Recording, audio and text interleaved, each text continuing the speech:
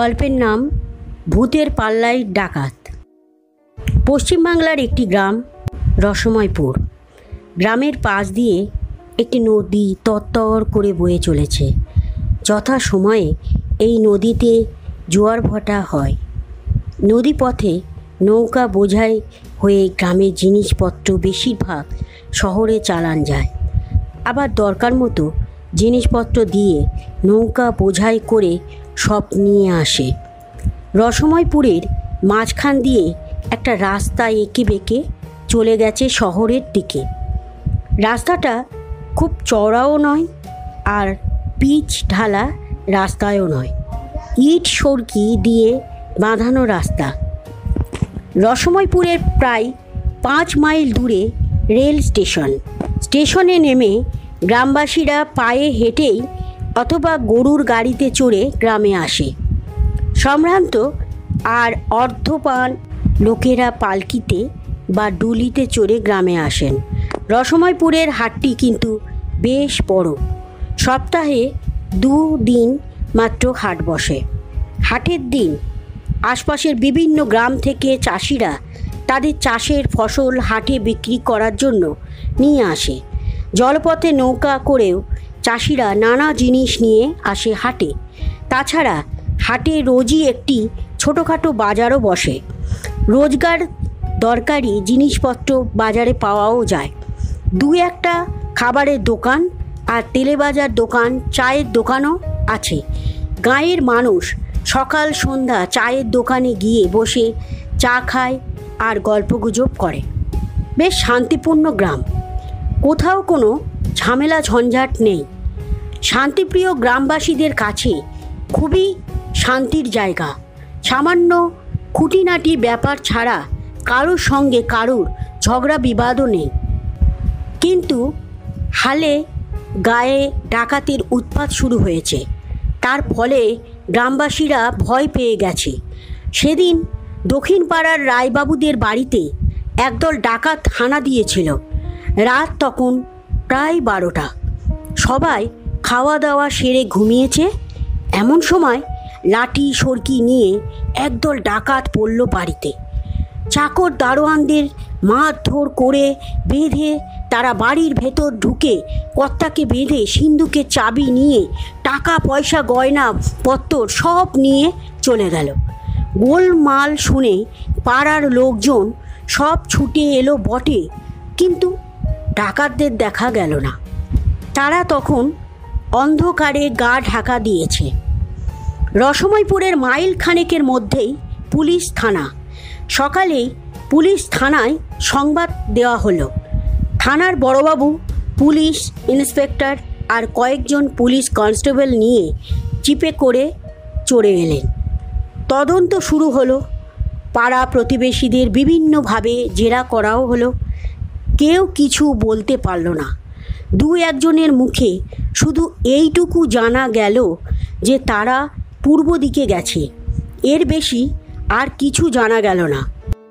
কাজ শেষ করে বড়বাবু তার সঙ্গীদের নিয়ে আবার জিপে করে ফিরে গেলেন থানায়। এই ঘটনা নিয়ে দিন কত রসময়পুর বেশ সরগরম হয়ে উঠল। পথে ঘাটে, হাটে, বাজারে, চায়ের দোকানে একই আলোচনা। এইভাবে চলল প্রায় 15-20 দিন। সেদিন রসময়পুরের হাটবার। সবেমাত্র সন্ধ্যা হয়েছে। দোকানে জ্বলে উঠেছে বৈদ্যুতিক বাতি। হাটুরেরা বাড়ির পথ ধরেছে।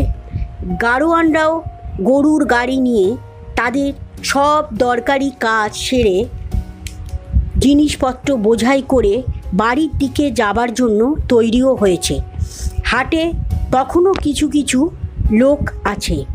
হঠাৎ কান্তি পোদ্দারের স্যাঁকড়ার দোকানে ডাকাত পড়ল। দোকানের কর্মচারীরা সব মালপত্র গুছিয়ে রাখছিল। বুড়ো গোমস্তা খাতা খুলে বেচা কেনার খরচপত্রের হিসাব করছিল। তার সামনে বসে কান্তি পোদ্দার হিসাব লিখছিল। এমন সময় 2জন লোক ঢুকলো দোকানে। কান্তি পোদ্দার মুখ তুলে নাকের ওপরে চশমা লাগিয়ে জিজ্ঞেস করল, কি চাই আপনাদের? কিন্তু কিছু উত্তর না দিয়ে তারা কাপড় দিয়ে বেঁধে ফেলল কান্তি পোদ্দারের মুখ। সঙ্গে সঙ্গে আরও দুজন লোক ঢুকলো দোকানে। তাদের হাতে একটা করে ধারালো ছুরি। কর্মচারীরা হা হা করে এগিয়ে এসেছিল, কিন্তু তারা তাদের হাতে ছুরি দেখিয়ে বললে, এক পা এগোলে ভুঁড়ি ফাঁসিয়ে দেব। আগে যে দুটো লোক ঢুকেছিল তাদেরও কোমরে গোজা ছিল দুটো ছুরি। তারা কোমর থেকে দুটো ছুরি হাতে নিয়ে কান্তি পোদ্দারের বুকের সামনে তুলে ধরে বললে, আলমারির চাবি দে, নইলে বুকে এই ছুরি বসিয়ে দেব। কান্তি পোদ্দারের মুখ কাপড় দিয়ে বাঁধা ছিল। সে গোঁ গোঁ করতে করতে ইশারা করে দেখিয়ে দিল চাবির গোছাটা। লোকগুলো চাবির গোছাটা নিয়ে আলমারি খুলে সোনা রূপা যা কিছু ছিল সব বেঁধে নিয়ে চম্পট দিল। হাটের কিছু লোক ঘটনাস্থলে ছুটে এসেছিল বটে, কিন্তু বেগতিক দেখে যে যার প্রাণ নিয়ে সরে পড়ল। কর্মচারীরা এসে কান্তি পোদ্দারের মুখের বাঁধন খুলে দিল। সে ধর্মর করে উঠে দোকানের অবস্থা দেখে মাথায় হাত চাপড়ে কাঁদতে লাগলো। সন্ধ্যা রাতে হাটে এত লোকজন আর আলো থাকতে এইভাবে ডাকাতি দেখে সবাই আশ্চর্য হয়ে গেল, আর সবার মনেই ভয় হলো। তাড়াতাড়ি সবাই দোকান বন্ধ করে আলো নিভিয়ে সরে পড়ল। হাট ফাঁকা নির্জন হয়ে গেল। থানায় সংবাদ দেওয়া হলো। বড়বাবু দলবল নিয়ে তদন্তে এলেন। অনেককে জিজ্ঞাসাবাদ করাও হলো, কিন্তু কেউ কিছু বলতে পারল না। সবাই বললে তারা 4 জন লোককে দেখেছে, কিন্তু তারা কোথাকার লোক তা বলতে পারবে না। তবে তারা এই গাঁয়ের লোক নয়, ভিন গাঁয়ের লোক। কেউ তাদের চেনেও না। আবার এই ঘটনাকে কেন্দ্র করে হাট বেশ সরগরম হয়ে উঠল। সব জায়গাতে এই ডাকাতির আলোচনা হতে লাগলো। এদিকে থানাতেও এই ডাকাতির ব্যাপারটা নিয়ে আলোচনা হতে লাগলো। বড়বাবু বললেন, মাত্র 1 মাসের মধ্যে দুটো ডাকাতি হয়ে গেল, অথচ তার কোনো হদিশ করা হলো না। ইন্সপেক্টর বললেন, কান্তি পোদ্দারের দোকানে তো সন্ধ্যা রাতেই ডাকাত পড়ে সব লুট করে নিয়ে গেল। 4 জন লোক এসেছিল বলে সবাই বললে বটে, কিন্তু কেউ তাদের চিনতে পারল না। বড়বাবু বললেন, ব্যাপার যেন বেশ রহস্যজনক মনে হচ্ছে। অনেক খোঁজ করা সত্ত্বেও কোনো সূত্র খুঁজে পাচ্ছি না। এবার ওপর থেকে চাপ আসবে, তার জন্য আমাদের প্রস্তুত থাকতে হবে। ইন্সপেক্টর বললেন, এখন কি স্থির করলেন স্যার? বড়বাবু বললেন, আজ থেকে 2 জন বন্দুকধারী কনস্টেবল হাট আর আশপাশের সন্দেহজনক জায়গাগুলোতে সারা রাত পাহারা দেবে। তারই ব্যবস্থা করেছি, দেখা যাক তার কি ফল পাওয়া যায়। তাছাড়া হাটের লোক আর আশপাশের সব লোকজনকে সজাগ থাকার কথা বলা হয়েছে। ইন্সপেক্টর বললেন, গাঁয়ের যুবকদেরও পালা করে পাহারা দেবার কথা বলা হয়েছে শুনলাম। বড়বাবু মাথা নাড়িয়ে বললেন, হ্যাঁ, তার জন্য তাদের একটা করে লাঠি, টর্চ আর হুইসেল দেবার ব্যবস্থাও করে দিয়েছি। এই রকম যুক্তি পরামর্শ করে বড়বাবু উঠে চলে গেলেন। দেখতে দেখতে কেটে গেল 20টা দিন। চারপাশ বেশ শান্ত হয়ে গেছে। ডাকাতির আলোচনাও কমে গেছে। ঠিকভাবে হাট বসছে, বাজার বসছে, দোকান বসছে, কোনো অসুবিধা নেই। পুলিশ আর পাড়ার ছেলেরা ঠিক পাহারা দিচ্ছে সারা রাত। আবার এমন সময় ঘটল এক কাণ্ড। পূর্ব পাড়ার যোগীন মণ্ডল বেশ নামকরা লোক। জমি জায়গা টাকা করিও তার প্রচুর। গাঁয়ের পূর্ব দিকে তার বিরাট 3তলা বাড়ি। বাড়িতে দাস দাসী, চাকর বাকর, দারোয়ান সবই আছে। হাটে তার দুখানা বড় বড় দোকান। দোকানে অনেক কর্মচারী কাজ করে। তাছাড়াও মণ্ডল মশাইয়ের তেজারতি ব্যবসা আছে। তিনি সুদে টাকা ধার দেন। অতএব সব দিক থেকে গাঁয়ের মধ্যে তিনিই একজন ধনীমানী লোক। সেদিন রাত প্রায় 1টার সময় তার বাড়িতে ডাকাত পড়ল। মণ্ডল মশাইয়ের বাড়ির চাকর দারোয়ান একসঙ্গে বাধা দিতে গেল বটে, কিন্তু ডাকাতদের হাতে লাঠি, সড়কি আর ছুরি দেখে সবাই ভয় পেয়ে পিছিয়ে এলো। ডাকাতরা বাড়ির মধ্যে ঢুকে মণ্ডল মশাইকে একটা থামের সঙ্গে বেঁধে ফেলল। তারপর তার কাছ থেকে চাবির গোছা নিয়ে সিন্দুক খুলে টাকা পয়সা বেঁধে নিল। মেয়েদের গায়ের গয়নাপত্র সব নিয়ে পুটুলি বেঁধে অন্ধকারে মিলিয়ে গেল। মণ্ডল মশাইয়ের বাড়ির পুরনো ঝি আড়াল থেকে সব দেখছিল। সে দেখল ডাকাতদের দলে ছিল মোট 4 জন। তাদের প্রত্যেকের হাতেই লাঠি, ছোরা, সড়কি ছিল। ডাকাতি করে লোকগুলো আরও পূর্ব দিকে চলে গেল। ঝি চাকররা ছুটে এসে মণ্ডল মশাইয়ের বাঁধন খুলে দিল। বাড়ির সব আলো জ্বেলে দেওয়া হলো। ঝি আড়াল থেকে যা দেখেছিল সব বললে মণ্ডল মশাইকে। তাদের হাতে কি কি অস্ত্র ছিল সে কথাও বললে।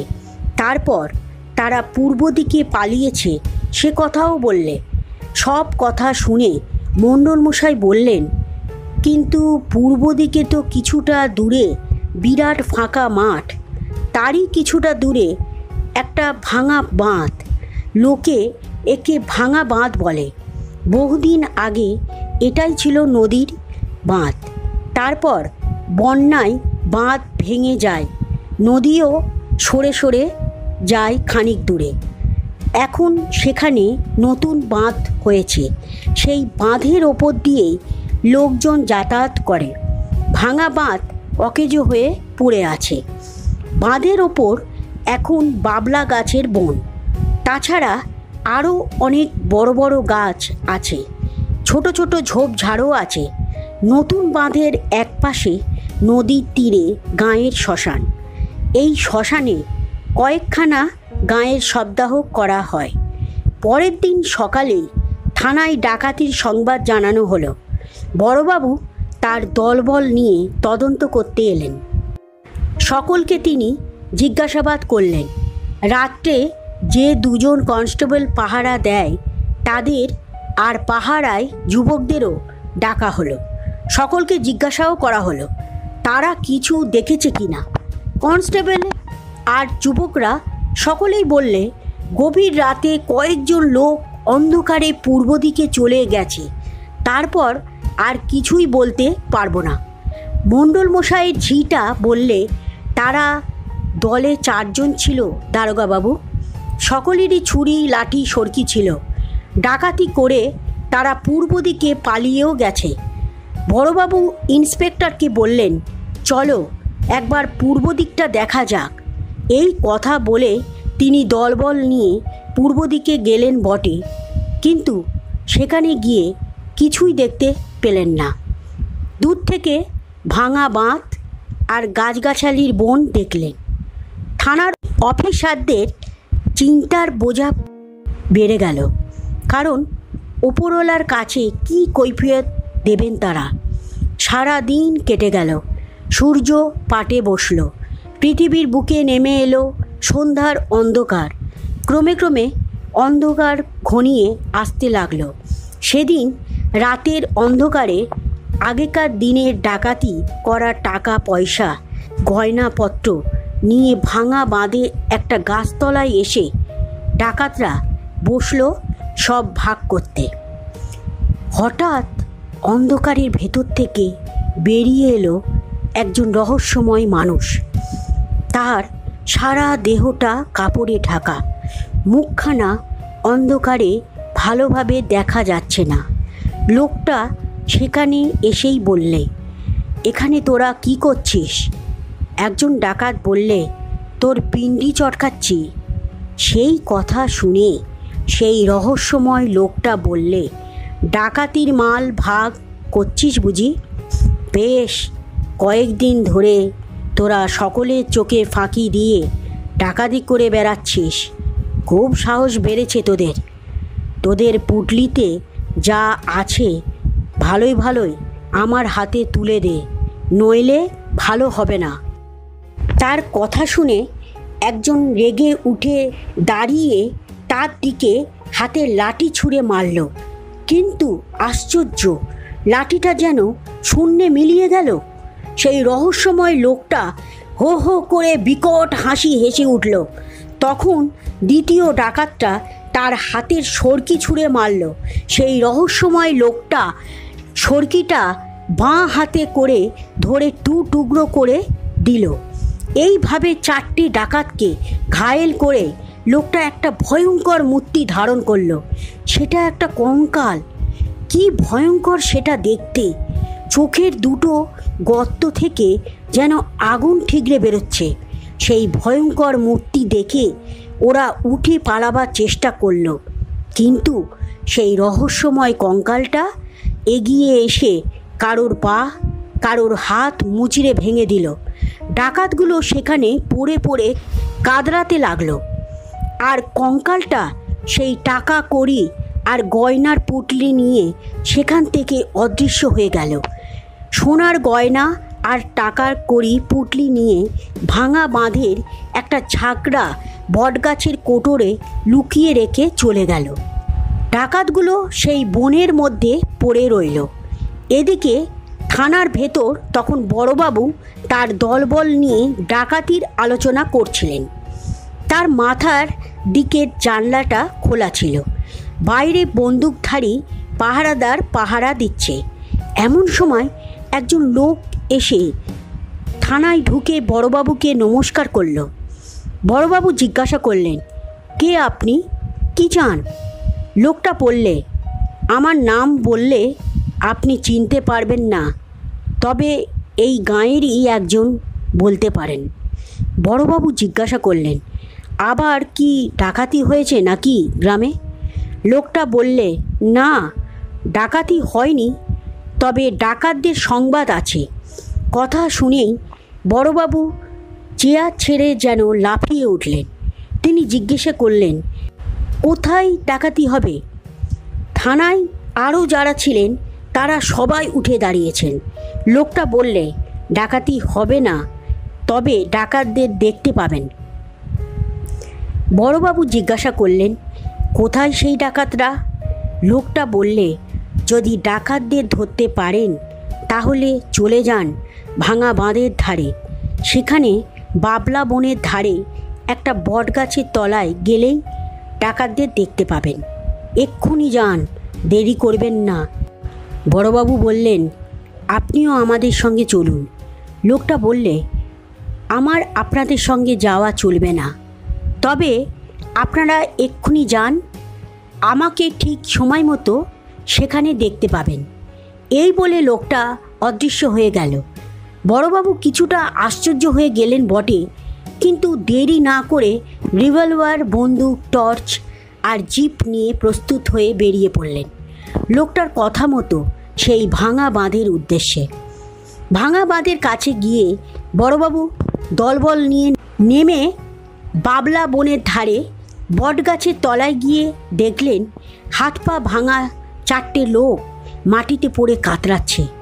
এই সময় দূরে আবার দেখা গেল থানায় দেখা সেই রহস্যময় লোকটাকে। সে দূর থেকে বললে, ওরা ডাকাত, আমি ওদের এই অবস্থা করেছি, ওদের নিয়ে যান। সে আরও বললে, ওই বটগাছের কোটরে গয়না আর টাকার পুটলি আছে, ওগুলো সব ডাকাতির মাল, যাবার সময় ওগুলো নিয়ে যাবেন। বড়বাবু বটগাছের কোটর থেকে গয়না আর টাকার পুটলি পেলেন। তারপর সেই রহস্যময় লোকটাকে জিজ্ঞেস করলেন, আপনি কে? কি আপনার পরিচয়? লোকটা বললে, আমার পরিচয় আগে ছিল, এখন আর নেই, তবে আমি এই গ্রামেরই একটি অশরীরী আত্মা। এই বলেই রহস্যময় লোকটা অদৃশ্য হয়ে গেল। বড়বাবু একটা দীর্ঘশ্বাস ফেলে ডাকাতদের বেঁধে গয়নার পুঁটুলি নিয়ে থানায় রওনা হয়ে গেলেন।